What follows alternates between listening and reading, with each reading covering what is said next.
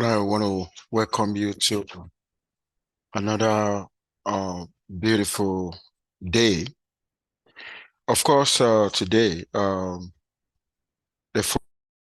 focus is going to be on last sample confidence interval.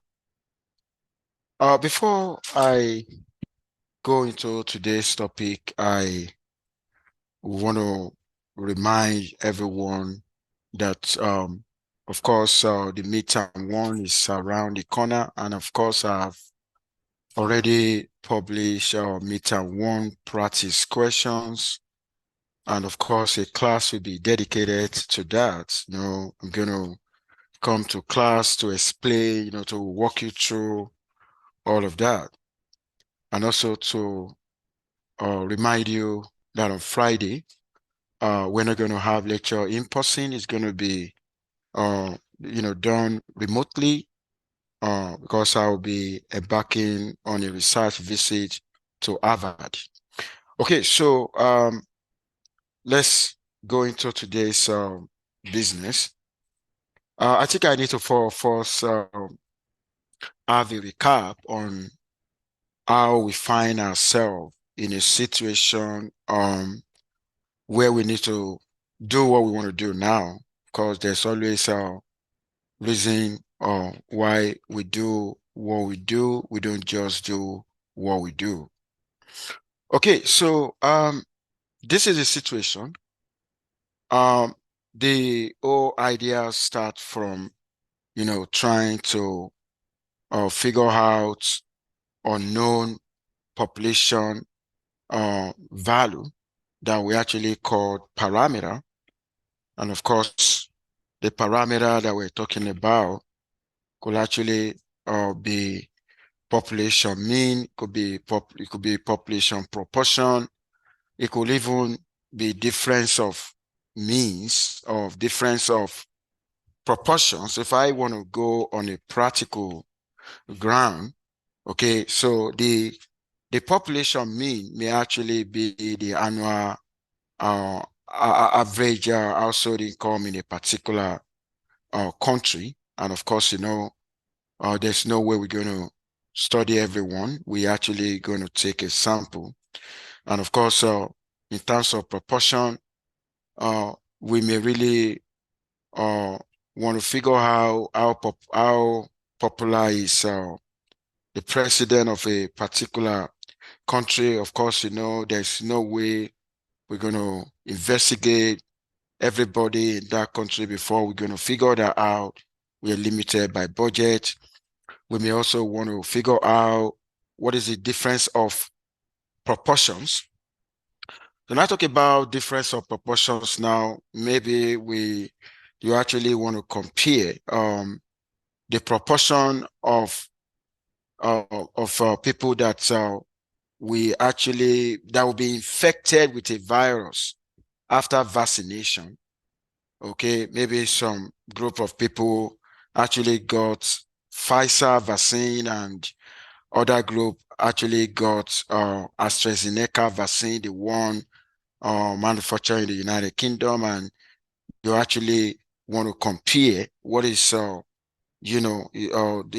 difference of proportion, you know, in the no, in the number that we actually maybe catch COVID upon vaccination, or you want to talk about the difference of means where you actually want to compare the maybe in medical line, maybe there are some patients that were given certain medication and others were given other medications, and you actually want to see if that there's a significant difference between their survival time. Maybe the disease we're talking about is a terminal one.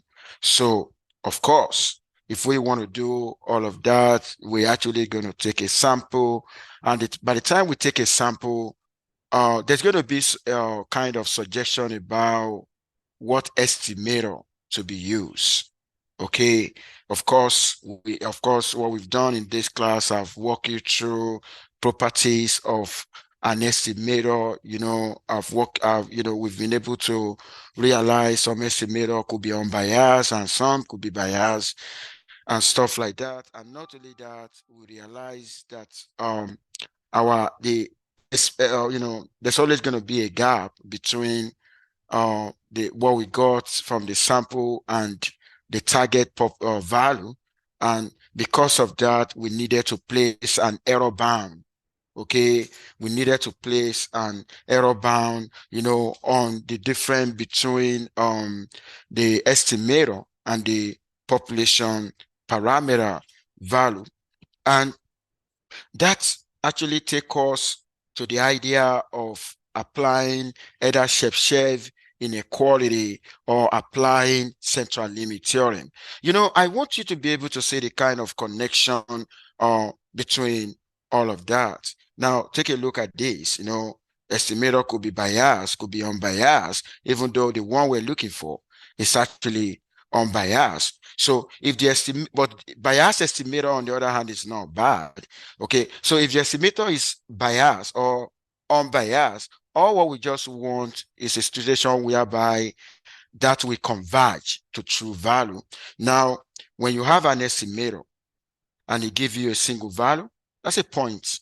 The value you got in is a point estimate. And I told you the other time that could be dangerous. And that was the reason why we needed an interval estimator. The interval estimator will guarantee that, with certain level of confidence, the true value of the parameter will lies in the interval. But what do we want to do today?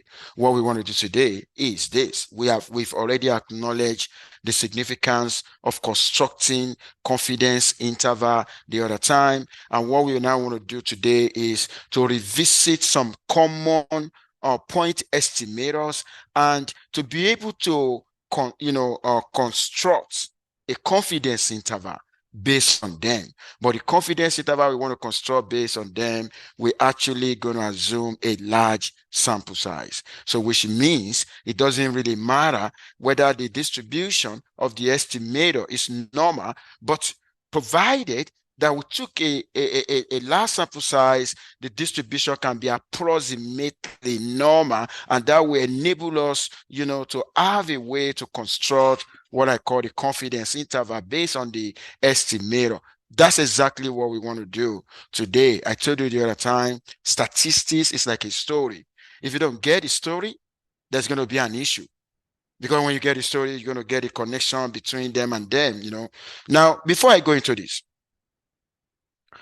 some of you may be wondering, at times we use Chebyshev to compute probability, and at times we decided to go with the normal or the central limit theorem.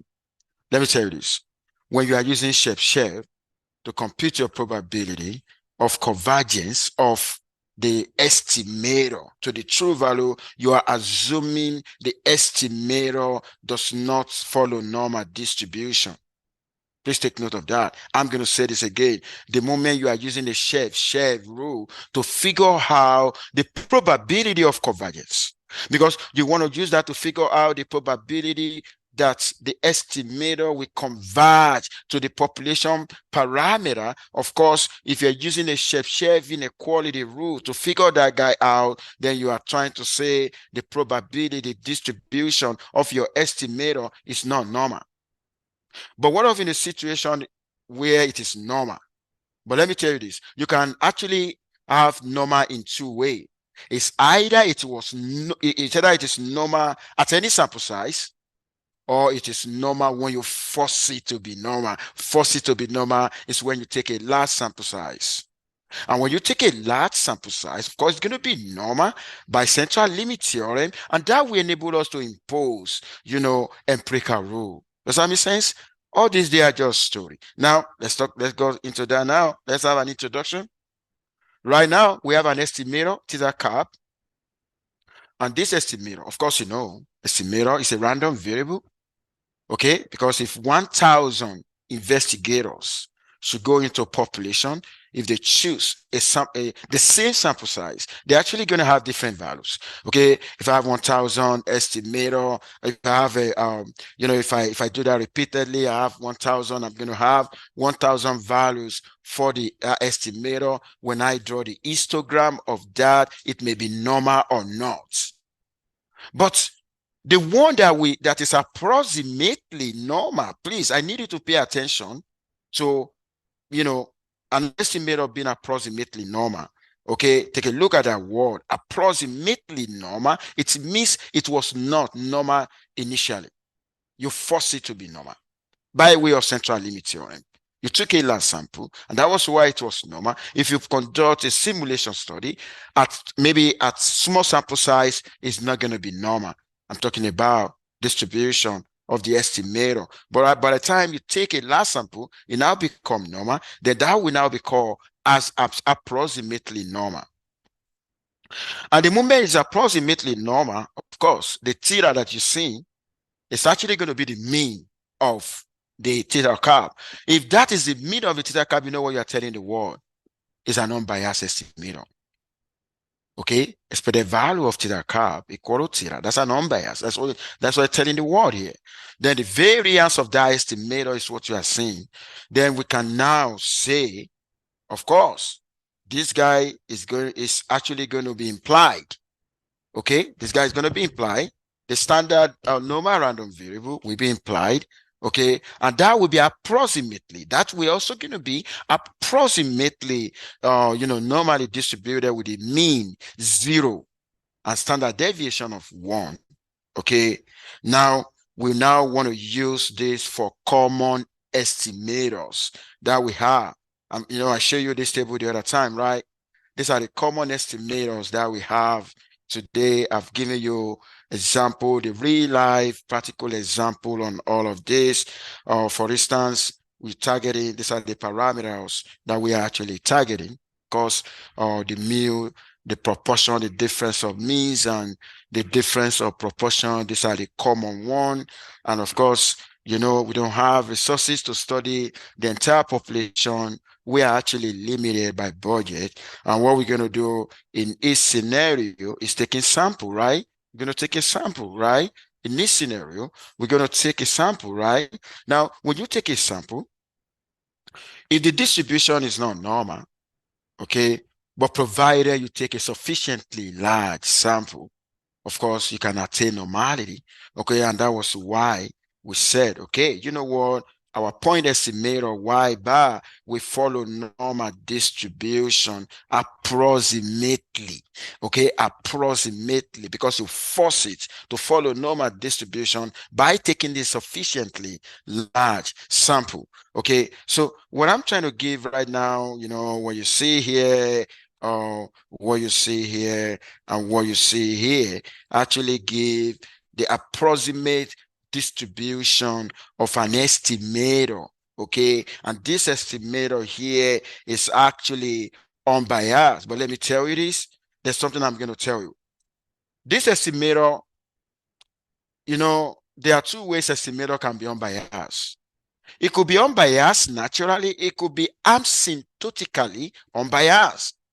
Asymptotically unbiased means, it became unbiased when you take a sufficiently large sample. Okay, so I just wanted to take note of that. So which means, in statistical literature today, okay, you're going to see all this. Okay, now we're trying to give you what happened behind the scene. And this is the reason why we normally impose some assumptions on statistical tests. One of the assumptions is normality. Okay, it's normality. Okay, now that we have the distribution of the estimator now, okay, we can now use the normal approach to figure out what the interval estimator is going to be. So when you are creating a confidence interval now based on normal approximation, the normal approximation actually comes from the idea of a sufficiently large sample. Of course, then it means when you are, that is the idea we want to use now. And why do we need a confidence? Why do we need an interval estimator? The other time I think I justified why we prefer interval estimator to just point estimator. Now, because of that, we we're actually going to be using the idea of a standard normal distribution if we really want to construct an interval here. And this is the reason why we're doing that, because we believe when when an estimator is approximately normal, okay, then the z, okay, the standard random variable is also going to follow a normal distribution with a mean of 0, the variance of 1. And why we need this, I think I justified this earlier in this lecture that we need a standard normal distribution just for us to restrict the mean and the variance of a random variable to a particular value in order for us, to have just a single page, for standard normal in a statistical table. Imagine without standardization, without standard normal distribution, the number of pages you're going to have in statistical table for such will be infinite. Okay, so because of that, we're actually seeking for the probability of a z-score that will actually lies between a lower bound and upper bound, okay? And that very probability is going to be equal to the confidence coefficient. The confidence coefficient is 1 minus alpha. And of course, the other time, alpha is a level of significance, the level of statistical error. So if I have 5% level of significance, of course, it means I'm going to have 95% confidence.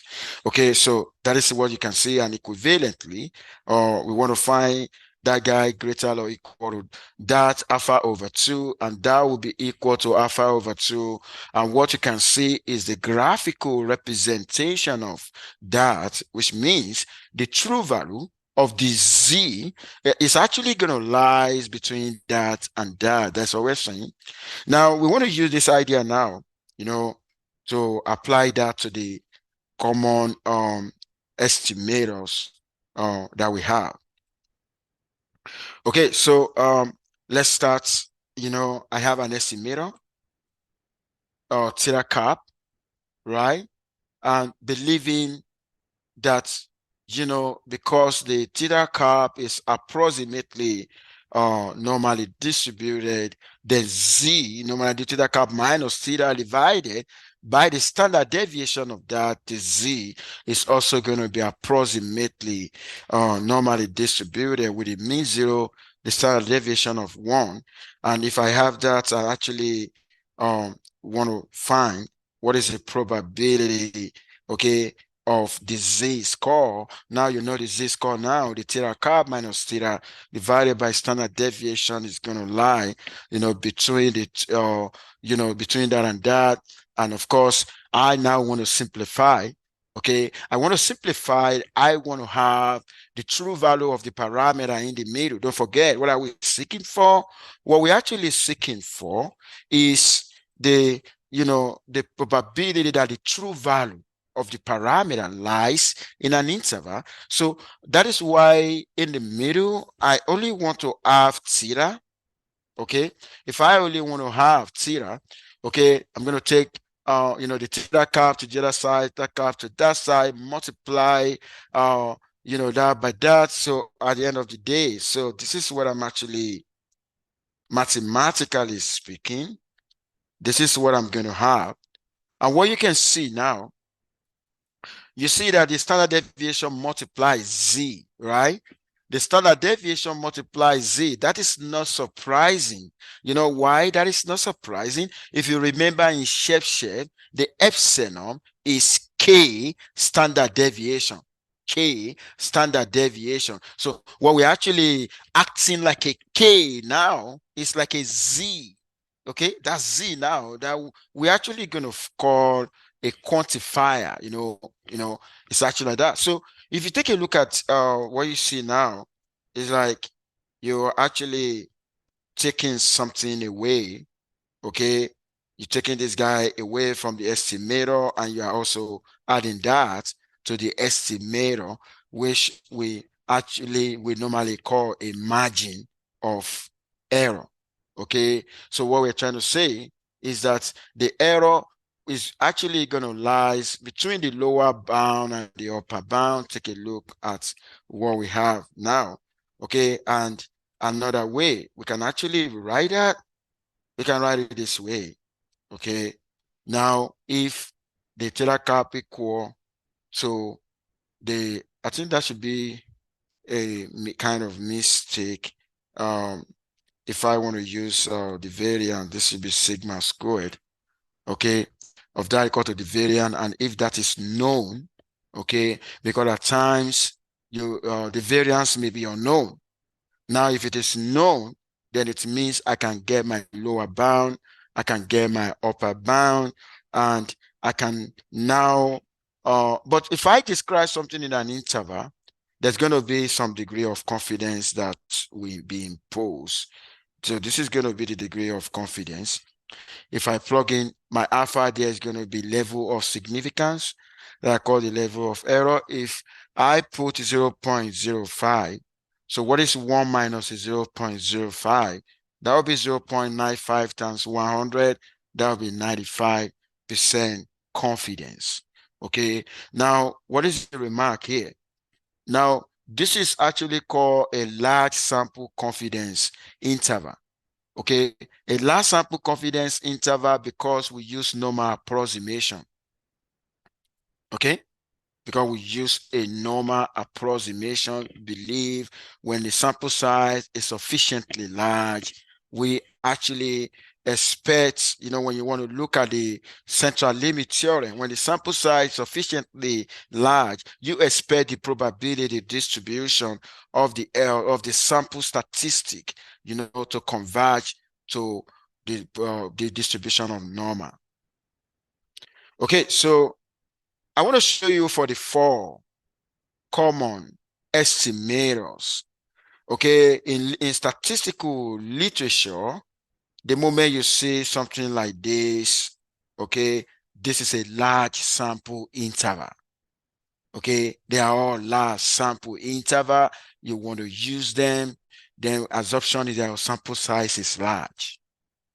Okay, you can see the one for mu, you can see the one for proportion, you can see the one for difference of means, and you can see the one for difference of proportion.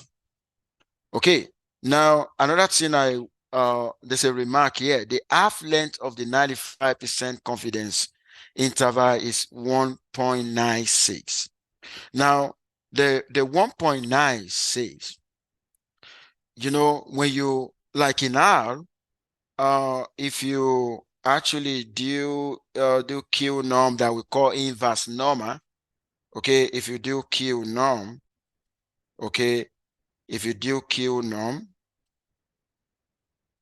into 1 minus alpha over 2, okay, so that is going to give you, if alpha is if your alpha is 0.05, that's going to give you 1.96. That will be the corresponding z-score. You can also get that for different values of alpha.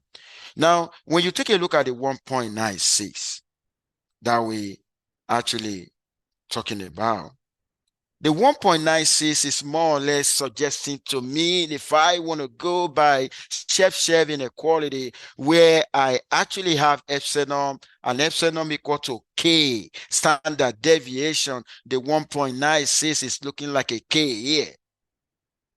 Okay, and that 1.96 approximately 2, right?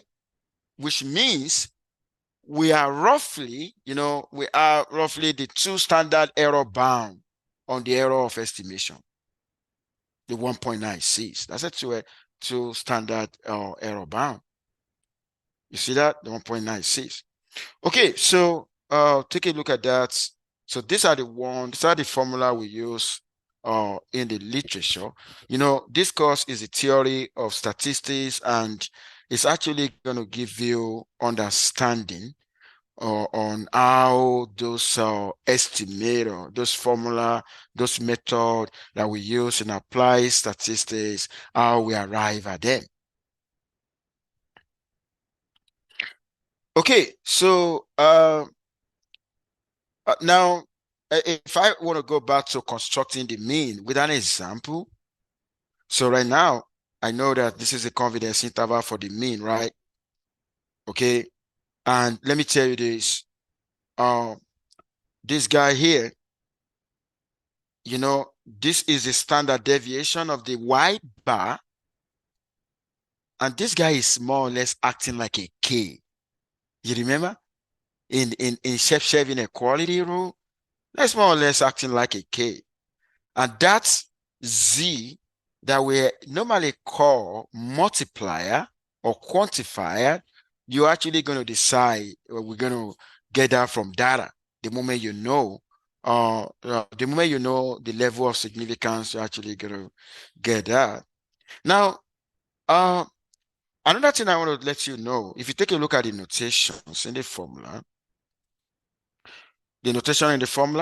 sigma, that's talking about the population standard deviation. Okay. Now, if the population variance is not known, the population standard deviation is not also known. But you know what? We can actually estimate that. We can replace the population standard deviation with a sample standard deviation. Why do you think we can do so? You remember the last time I was able to show that the expectation of the sample variance equal the population variance, right?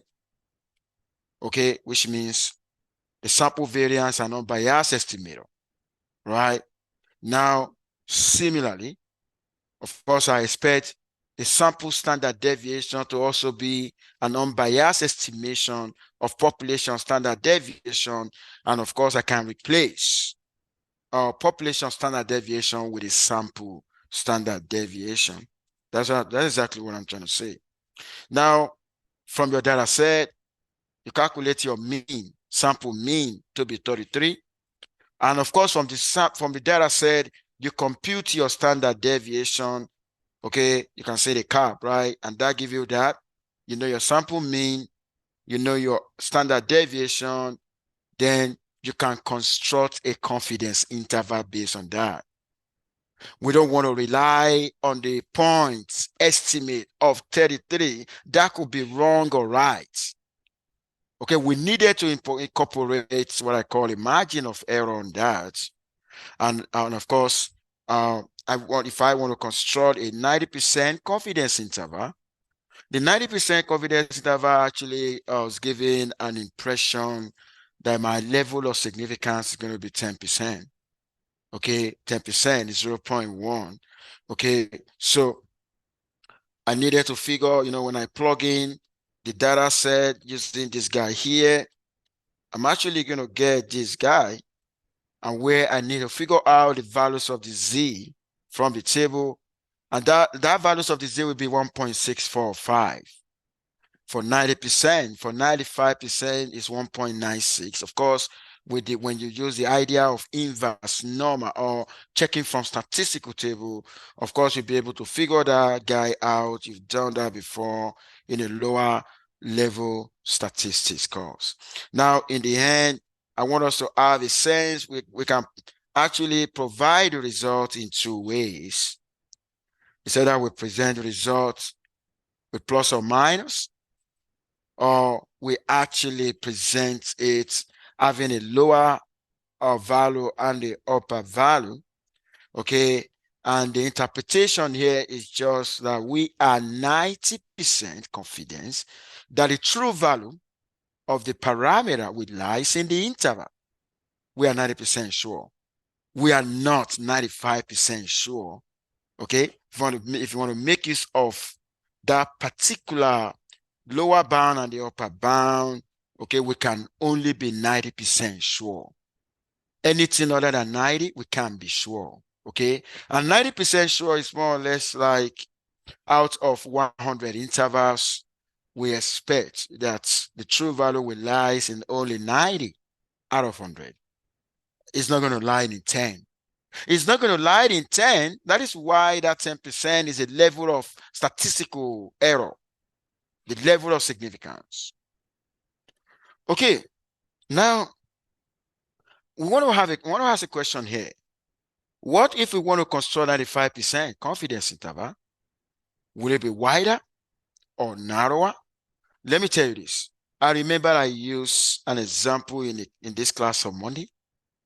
Like, if you write a test and you want to figure, and you ask me, okay, about your grade on the exam, and I say, I'm 100% sure your score is going to be between 0 and 100.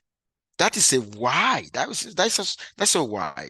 Now, what I just wanted to know now is the more the level of confidence, the wider, the wider it becomes. I'm going to say that again. The more the level of confidence, the wider it becomes. Now, we demonstrated that, we are still using the same sample. We're using the same sample size, the same data, the same standard deviation. The only thing that changes the level of significance, the level of confidence change. When the level of confidence increases, okay, you're actually going to have a wider range. Okay, you actually and what makes the range wider? Because you're going to have the higher values of margin of error.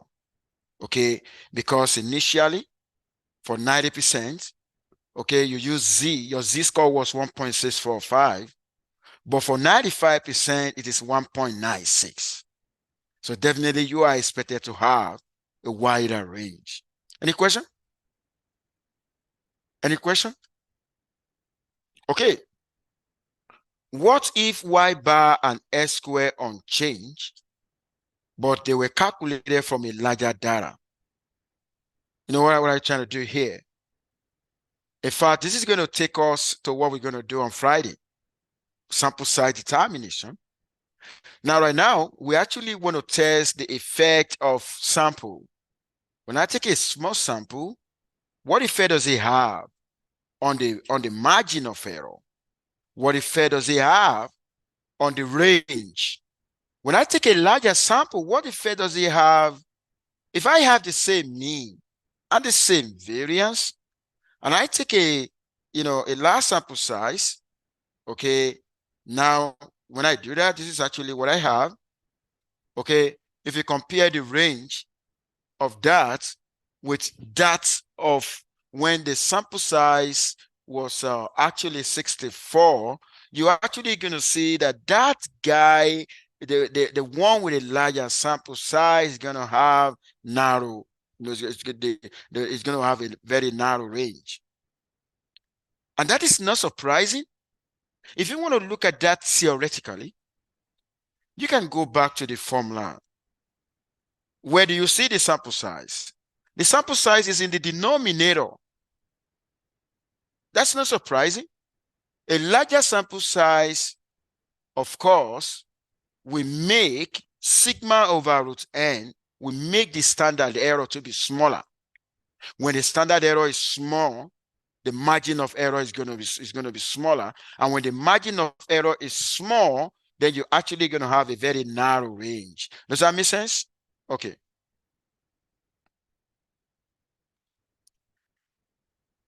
Okay, now this is the summary. Like I said, this is a summary. Okay, for last sample, confidence interval. Okay, you want to construct a confidence interval for the estimator. And what I'm trying to say here, when the confidence interval goes up, of course, when confidence interval goes up, the level of significance goes down. Let's see. If I go from 95% confidence to 99, then I'm going from 5% level of significance to 1%. Please take notes. Because, you know why? Because the level of confidence and the level of significance are mutually exclusive. They complement each other. And the Z-score will go up when the level of confidence goes up, which means the Z-score will go up when the level of significance go down. And what about the width? The width is going to be wider because the level of confidence is going up. Now, what about the sample size? When sample size increases, you expect the standard error to shrink. Because don't forget, the standard error is what? The ratio of the standard deviation to the square root of n. And of course, when the sample size goes up, what do you expect about the width? It's going to be narrower. Does that make sense? It has been statistically proved and mathematically observed. Now, we just want to go into elementary example now. Okay, 2 brand of refrigerator denoted A and B are each guaranteed for 1 year. In another sample of 50 refrigerators of brand A, 12 were observed to fail before the guarantee period ended. An independent random sample of 60 brand B of a refrigerator, refrigerators are revealed 12 failure during the guarantee period. Estimate the true difference between the proportions of failures during the guarantee period with a confident approximately 0.98, which is 98%. Okay, what do you observe? The same number of failures was observed from the 2 brand, okay, but with two different samples. If you take a look at what I have here, right? You see that? The T1 and the T2 represent the numbers of failures before the guarantee period ended. And of course, with this information now, okay, the T1 is more or less like totality. That T1, that T here, you know what it represents? That represents summation yi. Do you remember? I got y1 up to 50. Y1 up to 50. It's either this failed before the guarantee period ended or not. 1 or 0, right? 0 for failure, or maybe 1 for failure, 0 for non-failing. We actually want to add numbers of 1. That is why, and you know what? I told you the other time, p-cap, a sample proportion, is the same thing as average. Now, if I want to get the average, what am I going to do? It's going to be summation y over n. And that is the reason why you are saying, if I want to get a p-cap 1, it's going to be t1 over n1. The t1 itself is a summation. The same thing applicable to that guy. And you know what? What are we looking for? We're looking for the true, this is a true parameter. The true parameter here is a difference of the proportion of failures. And which we're only going to get this guy exactly if we study everything. We don't have resources for that. We're only going to take a sample. Okay, now we actually assume a non-biased estimator. Okay, the distribution is approximately normal. And you know what? We're actually going to use the formula for the mean and the variance that I showed you the other time. And after that, we can also construct a confidence interval, which is exactly why we're using this guy here. Okay, and then at the end of the day, we're actually going to have, plug in the values, and in the end, this is what we got. Now, I want to come into the result right now. Looking at these results, we got from negative to positive. Okay, when we have from negative to positive, 0 is included, right? When 0 is included in an interval, that indicates there's no significant difference between the proportion of failures, for the 2 brands. For what I'm seeing now, But if there is no zero in the interval, then the difference will be significant. Yeah, there's zero in the interval. So which means, and that was why I noticed that this confidence interval contains zero. Thus, a zero value for the different proportion is believable. That's part of options. Does that make sense? It's believable. Okay. So at approximately 98% confidence level, but let me tell you, if I decide to go for maybe 90% confidence level, there is possibility that it may not include zero. My conclusion now is based on this level of confidence. Okay, so take a look at that. And let me tell you this. I showed you this the other time. We don't expect, if you're anticipating a true value, you don't expect with 100% confidence that the true value will lies in the interval you have created. No way. Okay, and I gave another example. Take a look at this. If you take a look at this now, if the mean, okay, the center, right? Every other one actually 4, but you take a look at the one in the red. Okay, if the true value is a mean, the true value falls in every other interval, even though there's variations in the interval.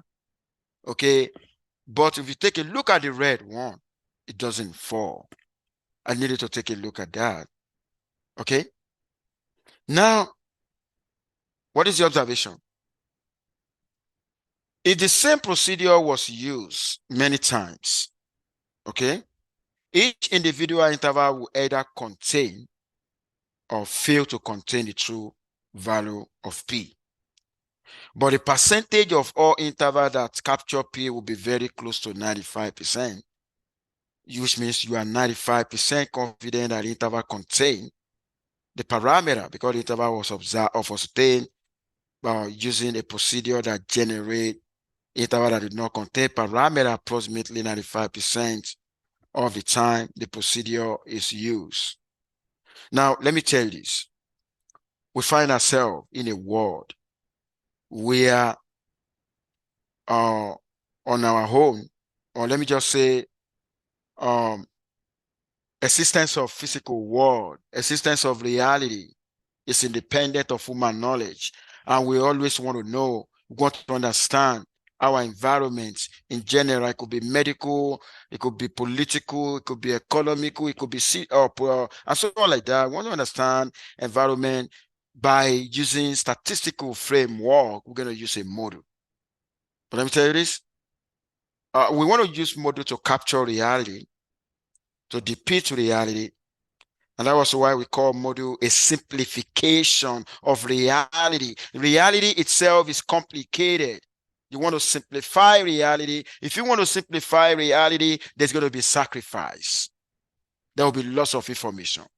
But provided, in the process of simplifying reality, if you are able to maybe manage information loss in such a way that you minimize information loss, we are fine.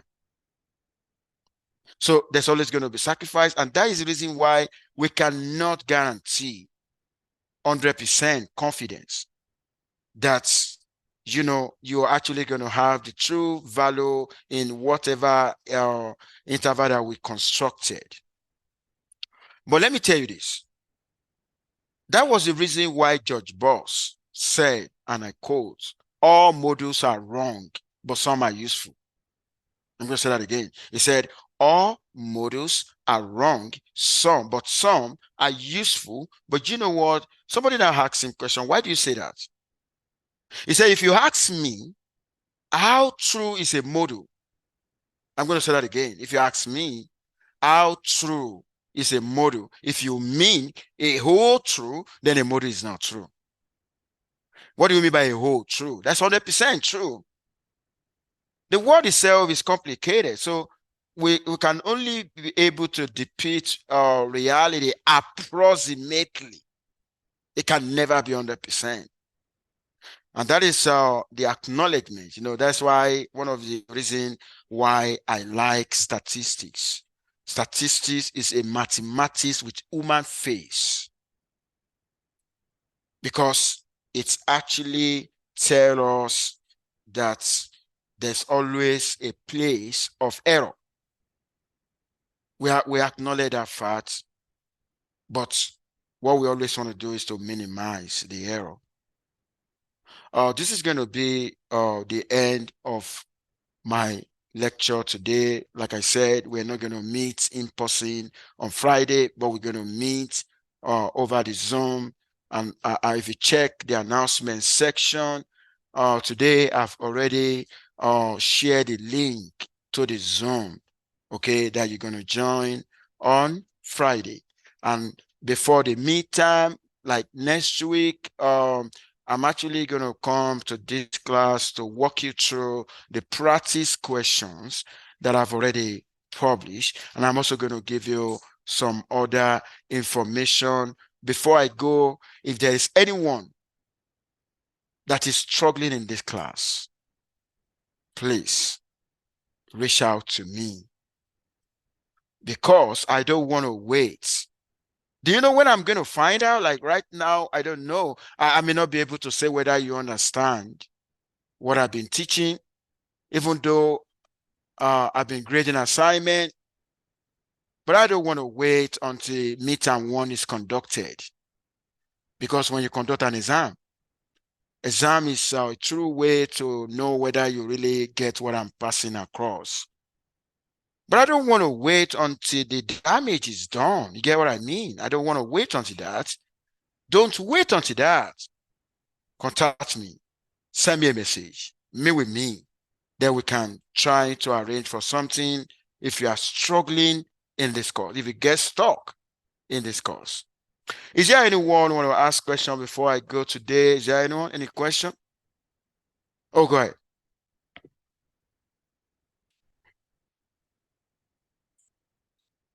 Oh, Z-score. Okay. Should I go back a couple of slides, explain Z-score? Let me just tell you what Z-score means. The number of standard deviation away from the center. We have a center, right? We have the center, right? And there's going to be a deviation, right, from the center, right? If I want to know the deviation from the center, then the value of the z-score will implies that if the z-score is 0, no deviation. You are still in the middle. If the z-score equal to 1, you are one above the mean. If z-score is -1, 1 below the mean, 1 standard deviation below the mean. So the z-score is going to tell you the number of standard deviation away from the mean. Does that make sense? So which is the idea of k, standard deviation?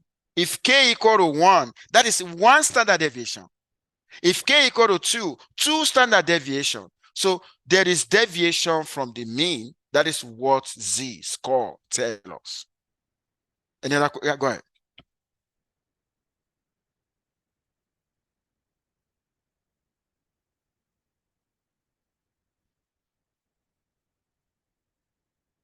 Oh, the z alpha over 2. That is just to get the values of the z-score, which means if z-score, let's say it's 2, that very 2, we're gonna view 2 from 2 different directions. Because when you want to go from the center, it's either you go to the left of the center or you go to the right of the center. When you go, so if that value is 2, then we're going to say, okay, -2, +2. Does that make sense now? That is what we mean. That's why you see we want to figure out the probability of that, line between negative, this value, and positive, that same value. Any other question? Okay. Make sure you stay safe and have a lovely day. Bye for now, everyone.